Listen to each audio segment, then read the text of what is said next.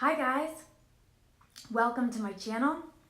This is my 13-part series about my most valuable realizations from my near-death experience last summer.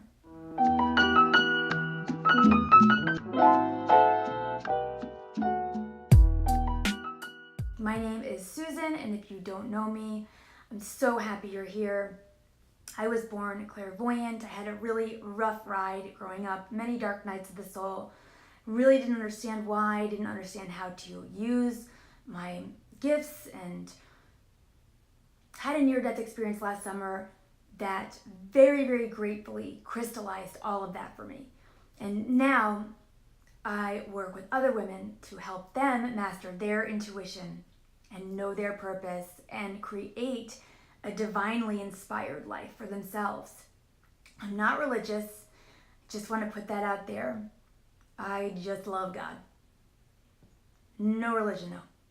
I honor whatever it is that you believe, your concept, God, whatever words you use. I don't feel it's possible to stuff any single word with what God is, and I don't like rules. And that was an incredible impression that really did come from my experience. This video, number 5, what God viscerally felt like to me. And it's not the number one word, it's not love. Really surprising, I know. I love this though. I love it when we have these experiences and something presents itself as something that's true for you and that it just shocks you. So I feel like that's gotta be right. How can I know much of anything in this tiny little meatball suit down here, you know? So some of these things really shocked me when I came to, and I wrote for like months after this experience, but this one, yeah. When I was viscerally in God's presence. And I'm going to link to the video that describes my near-death experience in detail. I'll link below. But if you've watched any of the other videos, you'll know it was as if I was a tea bag and a mug of tea, and I was just completely immersed in his presence. I felt what he was made of. I viscerally, with my whole being, I was in my astral body, was immersed in what God felt like. I could feel what God was made of. And number 4, the video I just did, kind of ties into this. In that video, I said that one of the strongest impressions I had from being in his energy was that God actually embrace the full spectrum of sentience, that he is not just an emotional based energy, that he is. He embodies everything, sentient and non-sentient, which is kind of a crazy concept for us to even begin to wrap our minds around, because we are such heart-based and emotions-based beings. Not that that's easy, super not easy in my opinion, but that's how I most authentically felt God's presence. It wasn't through that word we so often hear, love, because it felt far too pure. The love that God felt like felt far too pure for that puny little word, love. And I know that love obviously comes with so many personal experiences for everybody, and a lot of pressure, a lot of societal pressure, and a lot of shoulds and stereotypes. And the word love is jam-packed with 80,000 different layers of human-given emotion. What God felt like to me, more than love, because he felt so immovable and so unconditional. And so, as I said in the last video, completely non-reactive. Though, as I explained, impossibly loving. And that is why I came to a different word for how God feels. Because the love that he exudes, it's too pure, it's too mind-blowing to be contained. Just like the word God is silly. What God felt like, that love that he felt like, felt impossible to sufficiently describe by the word love. The word that I was aware of during our time together was actually, and I mean this with a capital letter before it, capital F, freedom, is what God felt like. And if you can consider this, what God felt like was what he was made of. What I was feeling of God was his essence. It was what he was made of, what God is. And in my opinion, the way that felt to me so profoundly and so clearly was freedom.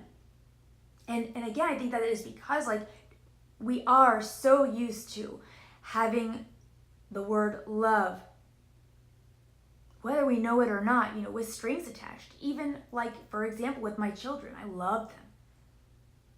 But there are certain roles that I know I must play there. With God, the reason he felt like freedom more so than he did love was because there was nothing. There was no expectation. There was no reactivity. And we had a sweeping and detailed conversation. He knew me better than a best friend by far.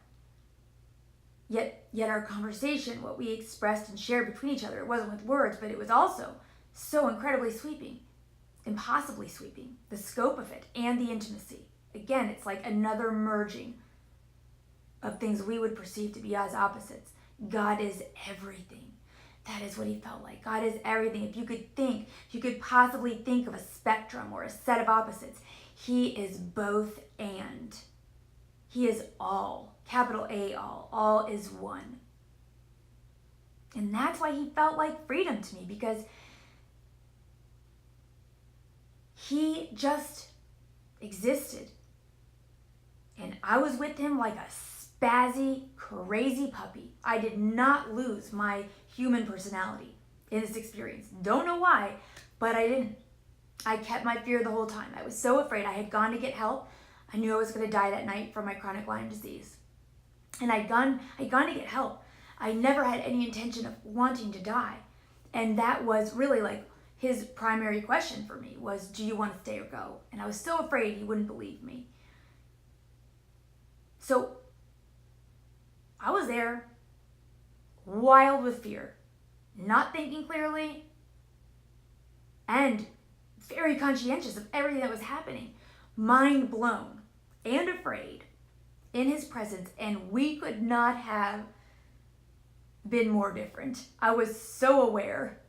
I was aware of my hysteria and my fear, and I was so aware that there was not even a ripple of reactivity in how God felt to be in that love. And that's why I said I can't call it love.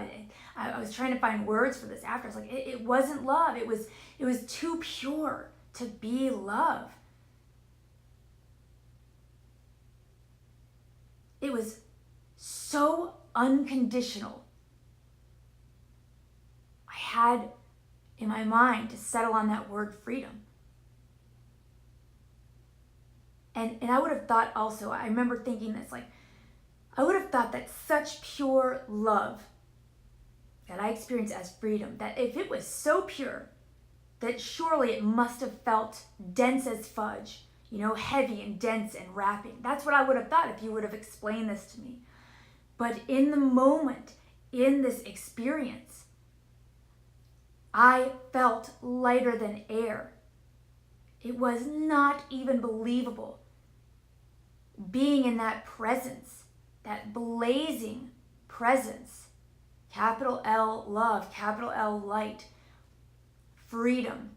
That freedom felt lighter than air. Again, I don't know how to wrap that up to properly convey it, but I hope that this gives you some extraordinary comfort. Because if God is the tube of toothpaste, we are the God paste. This is where we come from. This is what we are. And I know so many of the women I work with and who are drawn into my life, we struggle.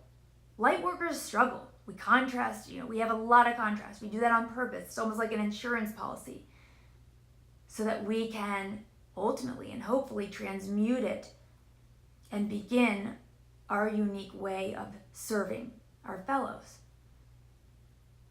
We intentionally give ourselves a tough go because that depth and weight is what makes us resonate with others that we could help in whatever way that is. You might be an artist, you might be a loving mother, you might be a counselor, you might be a singer. Whatever lights our heart on fire is what we are meant to ripple out to others. And that's what we are. In our core, the essence of who we are is infinite and so impossibly loving that I had to settle on that word, freedom. That is what it felt like. Lighter than air. Freedom. And that is a big part of why I very respectfully choose to orbit outside of religion. Like, my deepest belief that comes directly from this experience is that I am God. I am the smallest, most finite pinhead of a God spark, just like you are. And I'll never be able to get behind someone else who's without me, who is outside of me, saying they know what's best, to honor that connection, which is so innate and natural for each one of us. That all came from this, from me being in his presence and so palpably feeling like, yes, God is love, but it is a kind of love that is far too pure to even consider as love. It's beyond that. It felt like freedom. I hope this brought you some inner light and some hope and some inspiration, because it's awesome. I love this stuff. And please put any of your thoughts in the comments below. I want to hear what you guys have to think and any of your own experiences. You can like or subscribe. I forgot to mention too, ladies, if you want to join Divining Women, every Thursday I have a live intuition development Q&A. I'd love to see you guys there. I'd love to walk you through dropping into your heart and remembering who and what you really are. And then just like blasting off and creating your most amazing life. So thank you so much, everybody. All my thanks and love. Next video, number 6, is also kind of crazy. And it has to do, again, with that unconditionality, that God is no matter what, no matter who, no matter why, that God doesn't change, which is a really weird concept. Very different. That is, again, from this experience. That's video 6. Stay tuned. Thanks again.